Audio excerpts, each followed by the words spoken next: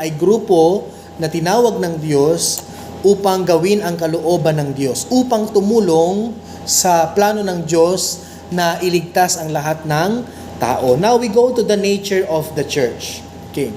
The nature of the church are the following. The church is a mystery. The church as mystery. The church as sacrament. Yan. There are two natures of the church. Tandaan ninyo. The church as a mystery and the church as a sacrament.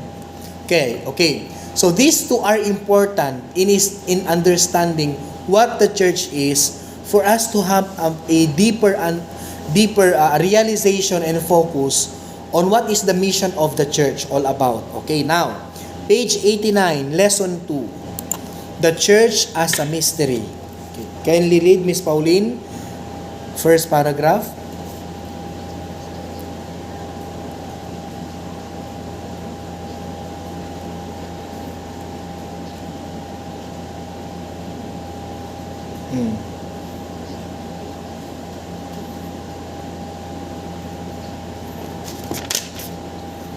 Next, page 90.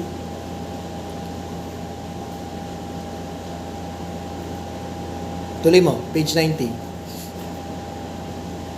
What is mystery? Okay, what is mystery? Tuloy, mystery.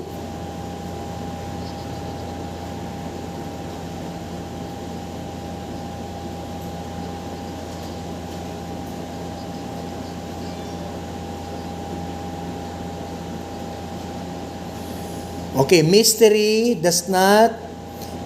cannot be contained by human intelligence, cannot be grasped by human intelligence.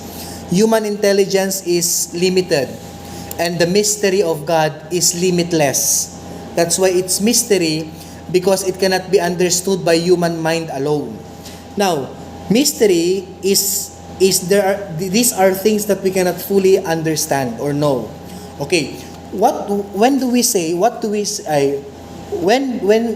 that the church as a mystery, okay, this means that it will lead us also to the truth of who we are as creation of the divine and the God, and of God the creator of everything. We are part of God's creation, and our capacity to reason and understand everything fully in this world, especially the divine, is limited. Such in the case of the mystery of the Blessed Trinity. Okay, when we speak of mystery, okay, pag sinabi natin ang simbahan ay misteryo, ang simbahan ay galing sa Diyos. Okay?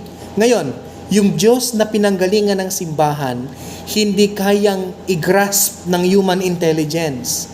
Hindi kayang entirely arukin o makuha ng utak ng tao sapagkat limitado tayo. Ibig sabihin, kung ang simbahan ay misteryo, ang simbahan ay misteryo sapagkat siya ay galing sa Diyos na walang hanggan. Tandaan ninyo, human mind or the human itself, himself I should say, is finite being. Finite. Okay, God is infinite. That cannot be reconciled because we cannot grasp infinity because we are finite. Okay, that infinite God founded the church. That is why the church is mystery. The infinite God, who is mysterious in himself, founded the church.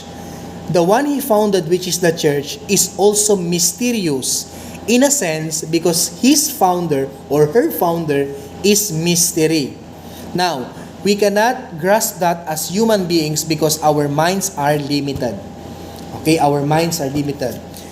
Okay, sabi niya rito, to affirm the church as a mystery simply means, first, number 1, it is a reality imbued within the hidden presence of God, always open to new and greater exploration. Okay, so the church is both human and divine. The church is human for she is composed of people. The church is divine for God, who is divine, dwells in her. She is present in the material world, but her journey ends in the eternal. Okay. The second meaning, why do we say that the church is mystery, is that that church, which is composed of human beings, tayo yon. Okay. The church is, though the church is is human in a sense because it's composed of human being. The church is divine because it came from God.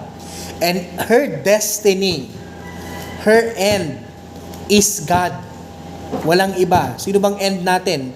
Gusto mong pumunta sa impyerno, then go. Pero your end, as member of the church, the plan of God is for you to get to heaven someday. That's why the church is divine. The church is mystery. The church is human because it is composed of those believers, those human beings who believe in God, who believe in the church, who were baptized in the church. But the church is divine because it came from God and it will go back to God someday. Sino rito ang gustong pumunta sa langit? Magpalista na. Kung ayaw niyong pumunta sa langit, di huwag na kayo mag-aral ng religion. Babay na lang. Okay, hindi na tayo magkikita at the end of our lives. Okay, forever na kayo dun sa impyerno, no? Wala nang makakatakas doon. Once you get to hell, no more going out. Hell is eternal punishment. Okay? Now, lesson 3, page 93. The church as mystery in relation to the Blessed Trinity. Okay, what again is the Blessed Trinity? What again is the Holy Trinity? Do you still remember what we believe in the Holy Trinity? Raisa Tibera. What is Holy Trinity? Julen, what is Holy Trinity? Since ikaw nagsalita. What is Holy Trinity? Imposibleng hindi nyo alam yan. That there is only one God. Very good, Miss Sultan. In three divine persons, the Father, the Son, and the Holy Spirit. Why is it therefore related to the church as mystery? Let's go to page 93 and read. Julen? Basahin mo, page 93.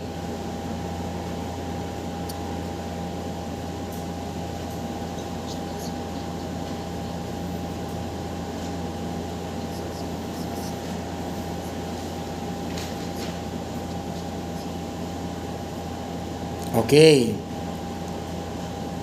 Next. Tuloy mo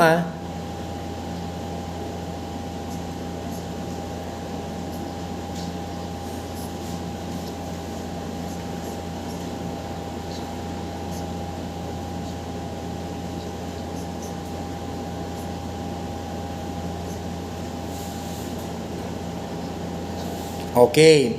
So, the church is mystery because the church is part of the life of God. Yung buhay natin bilang isang simbahan, nakikibahagi tayo sa buhay ng Ama at ng Anak at ng Espiritu Santo.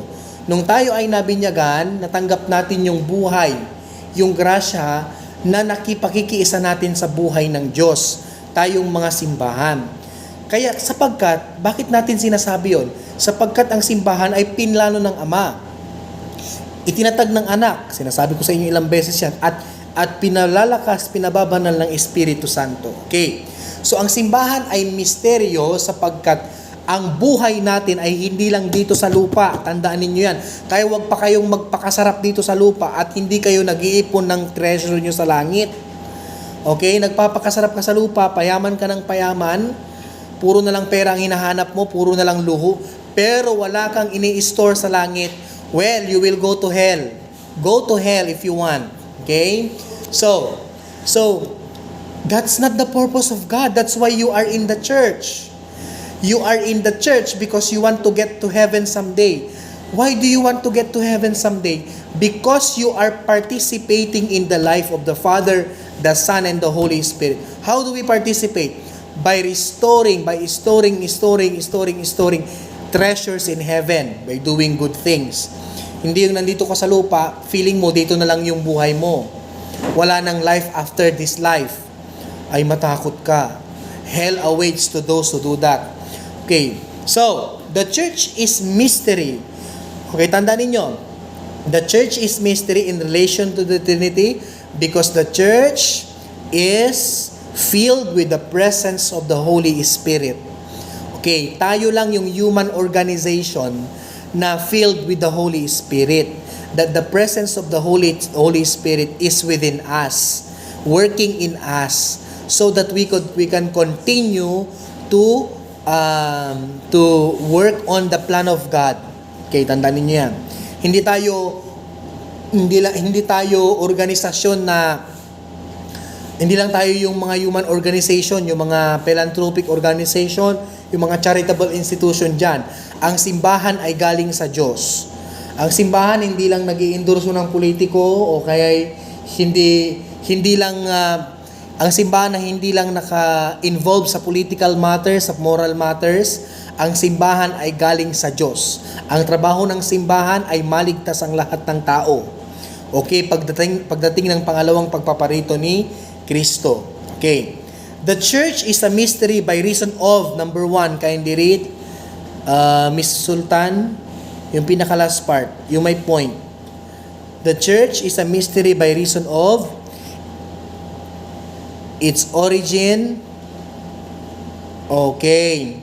Okay, the church in relation to Trinity, because its origin is in the plan, Father's plan of salvation. Its ongoing life in the risen Christ in the Spirit, and its ultimate goal is to be in the fully achieved kingdom of God. Pinlano tayo ng Diyos Ama. Okay? Tinatag tayo ng anak na si Kristo na namatay para sa atin upang tayo magkaroon ng kaligtasan, at tayo ay dadali ng Espiritu Santo sa kaharian ng Diyos pagdating niya balang araw. Kailan yon hindi natin alam. Di ba ang gospel kahapon? Even the Son does not know. Ama lang ang nakakaalam kung kailan darating si anak, ang tagapagligtas. Sa pangalawang pagpaparito ni Kristo, lahat huhusgahan niya. Okay? At ang lahat ng mga hinusgahan ng mabuti, sila ay kasama ng Diyos sa kaharian niya. Kaya nga importante yung pagiging simbahan natin, sapagkat yung pagiging simbahan natin, dito ipinapahayag ng Diyos yung kanyang plano sa atin. Okay? Mahalaga na mahalaga na bigyan natin ng importansya yung simbahan. Kasi ang simbahan hindi lang naman yung mga pari, hindi lang naman yung mga obispo. Okay? Ang simbahan ay hindi lang ang Santo Papa, ang simbahan tayo. Kung sinira mo ang simbahan mo, sinira mo yung sarili mo. Kung minura mo ang simbahan mo, minura mo ang Santo Papa, sinira mo ang simbahan mo. Okay? Kung galit ka sa simbahang Katolika, galit ka sa sarili mo. Bakit? Sapagkat ang simbahan ay ikaw, ako, tayo. Hindi si Pope Francis lang, hindi si Archbishop Sok, hindi si Archbishop Tagle, hindi si Father Noel. Ang simbahan, tayong lahat. Pare, Madre, Santo Papa, lahat ng taong nabinyagan. Ngayon, lahat tayo nakikiisa sa buhay ng Diyos. Kaya wala dito yung mataas, wala rito yung mababa. Lahat tayo pantay-pantay sapagkat pare-parehas tayong humihingi ng buhay ng Diyos. Upang sa huli, kasama natin ang Diyos sa kanyang kaharian. Sa mga Katoliko na plastic, sa mga Katoliko na hindi naniniwala sa simbahan, hindi sila Katoliko. Sila ay mga peke. Sila ay destinado na sa impyerno. Bakit? Sapagkat sila ay nasa simbahan, ngunit kinamumuhian nila ang simbahan. Kinamumuhian nila ang Santo Papa, kinamumuhian nila ang obispo, kinamumuhian nila ang mga pari, kinamumuhian nila ang isa't isa. At hindi sila makakapasok sa kaharian ng Diyos. Bakit? Sapagkat dito pa lang sa lupa, pinultot dalay bilay dad tawon. Kinat na nila. Patay sila ngayon. Okay. Ngayon, kaya ang simbahan ay misteryo. Okay, ang simbahan ay misteryo. Yung isang tao na minura ang Santo Papa, yun, kasalanan yun. Kilala nyo na yun. Okay? Yung minura ang Santo Papa. Okay? Tapos humingi ng tawad sa Santo Papa. Kalukuhan. Minura niya ang Santo Papa, tapos hingi siya ng tawad sa Santo Papa, bibigay siya ng letter, humingi siya ng apology.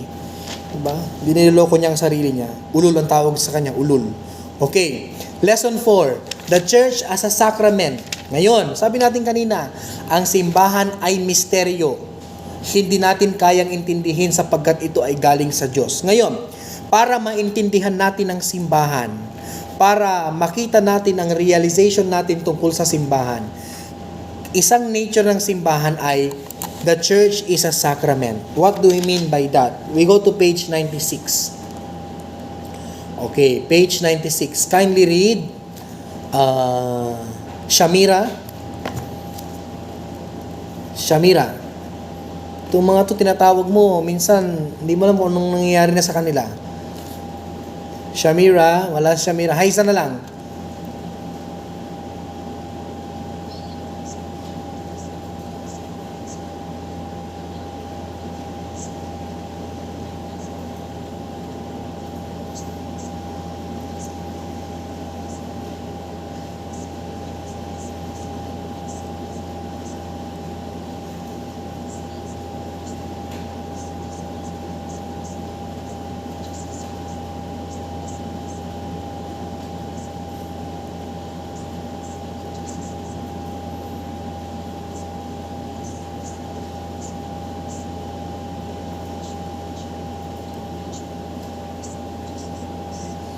Okay.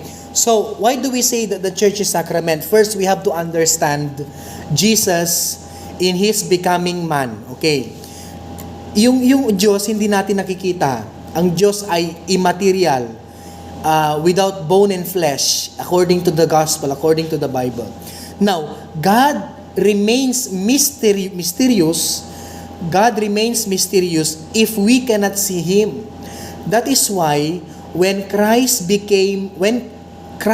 chose to follow the will of God, and his will is that His Son Jesus, who is God, would become man. And what is the purpose why Jesus became man? For us to see Him face to face, for us to see God face to face. Why? Because we could not understand God, because He is immaterial. He is without flesh or bone. Now we could only understand God. We came to understand who God is and what are the characteristics of God when Jesus, who is God Himself, became man. Di ba Pasko? Kapag Pasko, ang Diyos naging tao. Kaya nga pinanganak si Kristo, di ba? Ngayon, nung nakita na natin si Kristo, ay wala ka nang hahanapin pa. Wala ka nang tanong. Nakita mo na nga si Kristo eh. Kaya si Kristo sacrament. Bakit siya tinawag na sacrament? Kasi visible sign, nakikita. Okay, it passes through your senses. Yung mga apostol, nahawakan nila si Kristo, nakita nila si Kristo, naramdaman nila yung presensya ni Kristo, at wala na silang hahanapin pa. Anong sabi ni Kristo kay Philip? Anong sabi ni Philip? Show us the Father. Anong sabi ni Philip? You have been with me for how many years and yet you have not seen the Father? Whoever has seen me has seen the Father. Sabi ni Jesus Christ. Okay, whoever has seen me has seen the Father, because Jesus, in Colossians chapter 1 verse 15, is the perfect image of the invisible God. You see? So, now, this visible God, who is Christ becoming man, founded the church. That's why this church became sacrament also in nature, because Christ became man. And that this church, okay, itong simbahan na to, kaya tinawag na sacrament, sapagkat siya'y itinatag ng taong si Kristo, nakikitang si Kristo. Okay. At yung nakikitang Kristo, nakikitang Diyos na si Kristo, ipinagkatiwala niya yung pagliligtas sa simbahan. Kaya nga may Santo Papa tayo. Kaya nga may obispo tayo. Kaya nga may mga pari tayo. Bakit? Ipinagkatiwala nga ni Kristo yung pagliligtas. Kaya ang Santo Papa, ang pari, ay pari sapagkat sila ay nag-a-offer ng sacrifice for the forgiveness of our sins in the Holy Mass. Ang simbahan ay nagtuturo. Nakikita natin ang simbahan na nagtuturo. Ipinaglalaban ang katotohanan. Ipinaglalaban ang moralidad. Kahit kontrahin ng simbahan ng lahat, marami nang kumontra sa simbahan, lahat sila patay na. Sino-sino yung mga yon? Si Nero. Buhay pa ba si Nero ngayon? Patay na. Adolf Hitler. Buhay pa ba si Adolf Hitler ngayon? Patay na. Sino pa? Martin Luther. Buhay pa ba? Patay na. Patay na lahat ng kumontra sa simbahan. Pero ang simbahan buhay pa. Bakit? Sapagkat ito'y tinatag ni Kristo eh. Hindi yan tinatag ng putyo-putyong tao lang, ng pastor o ng ministro. Ang nagtatag ng simbahan ay si Kristo. At yung Kristong nagtatag, ipinagkatiwala niya yung pagliligtas sa simbahan. Kaya ang simbahan ay nananatiling tapat kay Kristo. Kahit na ang buong mundo ngayon ay kontra na sa simbahan, ang simbahan ay nananatiling tapat kay Kristo. No to abortion, sabi ng simbahan. Sabi ng tao, kontrabida. No to death penalty, sabi ng mga tao, kontrabida na naman ang simbahan. Huwag niyong iboto ang magnanakaw, kontrabida ang simbahan. Huwag niyong iboto ang mamamatay tao, kontrabida ang simbahan. Okay. Kahit sabihin yung kontrabida ang simbahan ay nananatiling totoo sapagkat siya ay galing kay Kristo. Ngayon, kung sa tingin mo ay ang simbahan ay kontra sa buhay mo, then umalis ka sa pagiging Katoliko. You are free to go. But be responsible to the actions you have committed if you want to go out from the church. Because going out from the church meaning hell. Why? Because only in the church we can find the truth about Christ. Okay? We can only find the truth about Christ inside the church. Wala nang iba. Hindi mo yan makikita sa ibang relihiyon. Okay? Kahit sa anumang mga organisasyon. Bakit? Sapagkat si Kristo ang nagtatag ng simbahan. Ngayon, bakit ang simbahan ay sakramento? Sapagkat yung lahat ng itinuro ni Kristo at yung plano ni Kristo na iligtas ang mundo ay ipinagkatiwala sa simbahan ni Kristo. Kaya ang lahat ay tinatawag ng simbahan na makiisa sa atin upang sila ay makatamo ng katotohanan ng kaligtasan. Okay.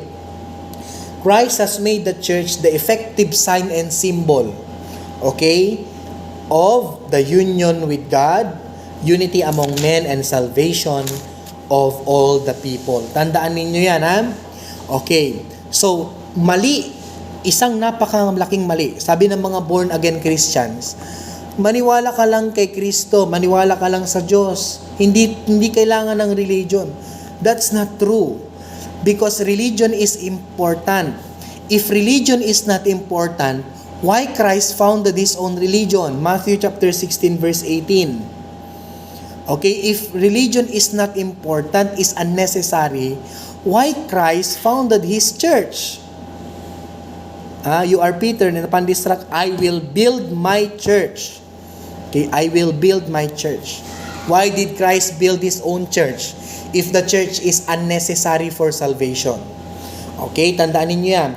The church is necessary, the church is an effective sign and symbol because the church is in union with God.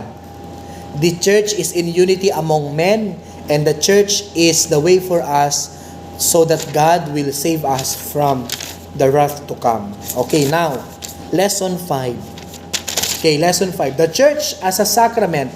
What are the advantages? Okay, what are the advantages of the church as a sacrament?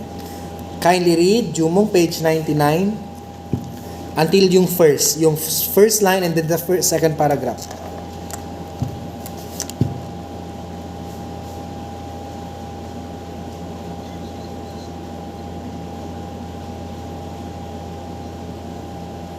Dahan-dahan, Jumong. Dahan-dahan. Dahan-dahan. Oo.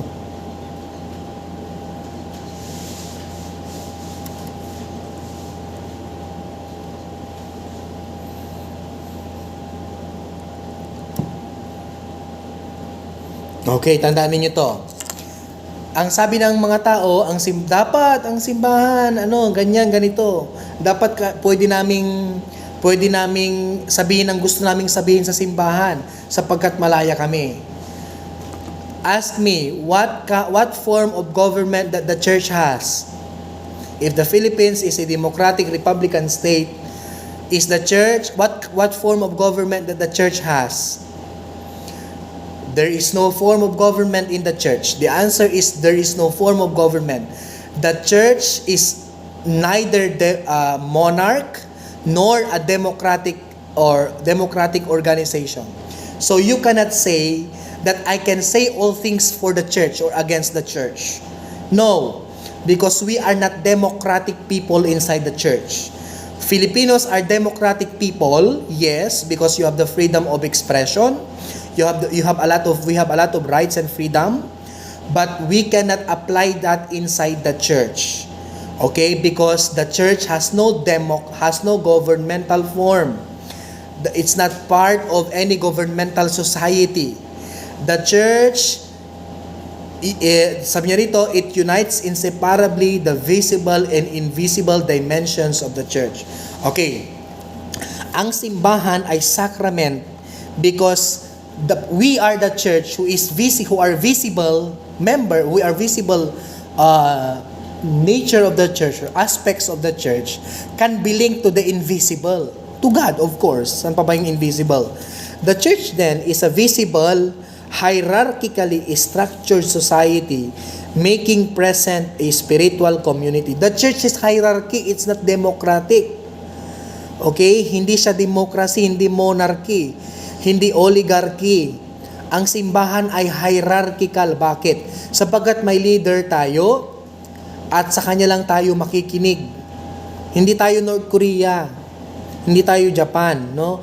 Hindi tayo imperialism, etc., etc. Ang simbahan ay hierarkiya sapagkat may mga tinalaga si Kristo ng mga leader na pakikinggan natin.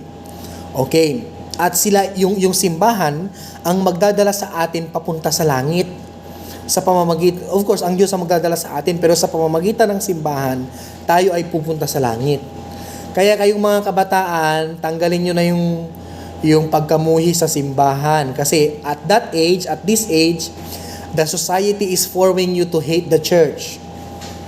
No, the society is forming you to go out from the church. Sasabihin ng society sa inyo, yung simbahan na yan, ano yan, bias yan. Yung simbahan na yan, may pinapanigan yan.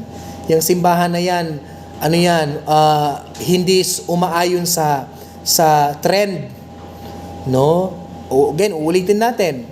Regardless of the trend, regardless of anything that are happening in our society, the church stands still and the church remains to the truth. Because the church must be faithful to the teachings of Christ. Okay, hindi dapat nag-fade yon. Secondly, the church is a sacrament directly relates the church to non-Catholics. Anyway, so the church is Catholic. Okay, the church is Catholic, meaning Catholic means all-embracing. Okay, that's why the church is a sacrament because it relates. Okay, the church relates to non-Catholics. Okay, kaya nga ang simbahan, inaanyayahan yung mga non-Catholics to be one of us, to have a harmonious dialogue with us, because our goal is to unite every people, to unite all men into one flock. Tawagin ng lahat ng tao upang lahat tayo ay maging isa sa iisang simbahan. Ayun kasi ang goal ni Kristo eh. Kaya nga sabi ni Kristo sa mga apostles bago siya umakyat sa langit, go throughout the whole world and preach the gospel. Baptize them in the name of the Father, the Son, and of the Holy Spirit, and teach them to obey everything that I have commanded you. And I am with you until the end of time. You see, God commanded His apostles to unite all those who are separated from the church, those who hate the church, those who do not believe in God, to unite all in the unity of the church, so that at the end of the day, we will be enjoying the eternal blessedness of heaven, eternal life. Okay. So, third, the church's sacrament unites the church closely with the Eucharist, being the foundational sacrament of Christ. Tignan nyo sa Eucharist. The Eucharist it's a divine sacrament. But you see in the Eucharist, we see a lot of symbols. Okay, the vestment of the priest, the gesture of the priest, the gesture of the people, the response of the people. Those are the symbols in the Eucharist. And those symbols are the presence of God in us. But there is this visible thing. Okay, ito yung visible thing na kung saan we believe that Christ is ever present in this. And this is the Blessed Sacrament. The one we receive in the Holy Mass, yung communion na tinatawag ninyo. Okay. Yung communion na tinatawag ninyo, pag tinanggap nyo yun, okay, hindi lang, pag tinanggap nyo yung communion, akala ninyo para matupad yung pangarap ninyo. Hindi. Para masagot yung mga dasal. Hindi lang yon. Ang pag tinanggap natin ang communion, ibig sabihin, nakikiisa tayo bilang mga visible na simbahan sa invisible na simbahan sa langit, sa mga santo. Tayo ay nakikiisa sa mga santo sa langit at nakikiisa tayo kay Kristo na hindi natin nakikita na ngayon sapagkat nasa langit na siya. We are in communion with Christ. The visible church is in communion with the invisible church through the celebration of the Holy Mass. Okay. So, ayun yun, no? So, what are the two natures of the church? The church is mystery because it came from God. The church is a sacrament because Christ, the founder of the church, became man. Okay, to reach out to people, for them to realize who God is. Okay, for them to realize the love of God, to see God face to face. And our goal as a church is to participate in the life of God so that because our goal is to be with God, to be with God in heaven someday. Ayaw ng simbahan na may maiwan. Pero alam nyo, maraming tao ang ang mas pipiliin ang talaga ang masama. No, mas pipiliin ang bagay na ikasasama nila. Okay? Mas hindi nila pinipili ang Diyos. Parang pinipili ang Diyos kasi nagdadasal, kasi nagro-rosaryo, kasi nagsisimba, parang pinipili ang Diyos. Apparently good nga. Pero sa kaibuturan ng puso, hindi talaga pinipili ang Diyos. Kasi mapanglamang ng tao, magnanakaw, mamamatay tao, di ba? Pwede ba nating sabihin na, halimbawa magnanakaw ako, ay magsisimba ako bukas para mabawasan yung pagnanakaw ko. Para pag nagnakaw ako sa susunod, malinis ako. That's not true. Okay? We cannot combine good things into evil things. Like for example, nagnakaw ako ngayon, tapos magsisimba ako. Okay, nagnakaw ako ngayon, tapos yung kalahati ng ninakaw ko, ibinigay ko sa mahirap para mapatawad ako ng Diyos. That's not true. That's not morally accepted. Why? Because ang kasalanan ay kasalanan. Ang kabutihan ay kabutihan.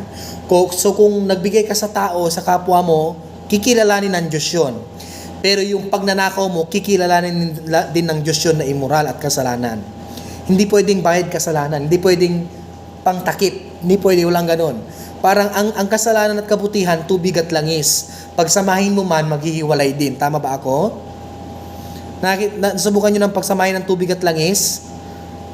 Di ba? Ang tubig at langis pag pinagsama, kahit pagsamasamahin mo pa yan, maghihiwalay at maghihiwalay yan. Ganyan ang kasalanan at kabutihan.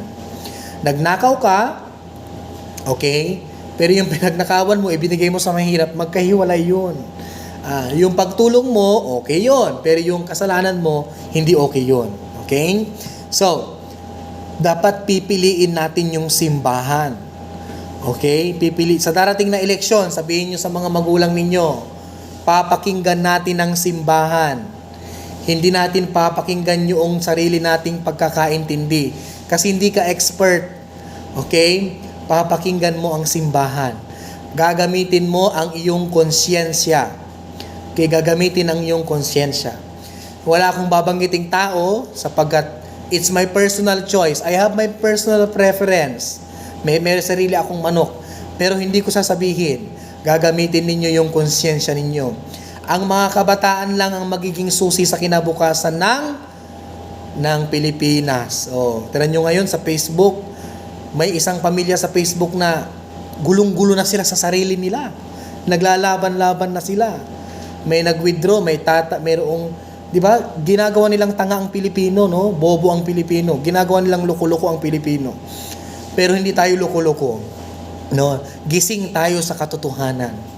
Okay, gising tayo sa tama. Kaya makikinig tayo sa simbahan. Yung simbahan din naman mag-iendorso ng pangalan niyan. Ako lang ang mag-iendorso. Okay, pero ang simbahan hindi mag-iendorso. No? Hindi katulad ng ibang religion, katulad ng INC nag-i-endorse sila ng we respect that because that's their faith. No? Pero sa atin iba rin, no? So, the church is a sacrament. Okay? Because, meron pa pala. The church is a sacrament because it links us to God who is invisible. It links us to God who is immaterial, who cannot be seen. Because at the end of the day, the church wants us to be with God forever. Sino rito ang ayaw sa Diyos? Ay ayaw sa langit? Jumong, gusto mo sa langit balang araw? Jumong? So, Jumong, you are now reconciling science and religion?